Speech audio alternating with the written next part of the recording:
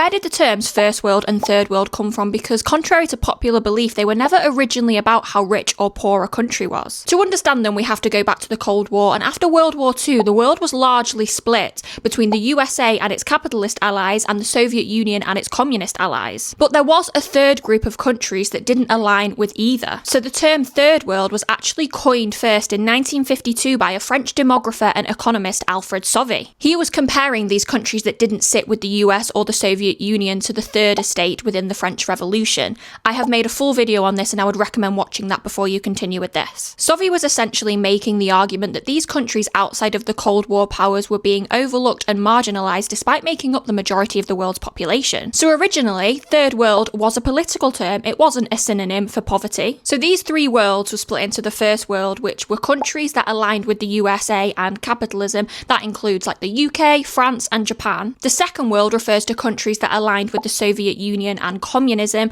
and that was mainly just most of Eastern Europe. And the Third World referred to countries that were on neither side. Countries such as India, Egypt and Yugoslavia were part of the non-aligned movement, and that is essentially countries that are newly independent and wanted to pursue their own political interests without having to side with either the US or the Soviet Union. So when did the term Third World actually change? Many of the countries described as Third World come from Asia, Africa or Latin America, and they are simply just facing economic barriers from colonial rule. Over time, people started associating the term Third World with countries that were underdeveloped economically, and eventually the terms became completely forgotten and replaced with First World being rich and Third World being poor. And I personally think that this is where the terminology becomes deeply problematic, because calling a country Third World makes you believe that there is some sort of global ranking system when there isn't. Each country is in its own stage of development. A lot of the time, the reasons for countries being underdeveloped has nothing to do with themselves and everything to do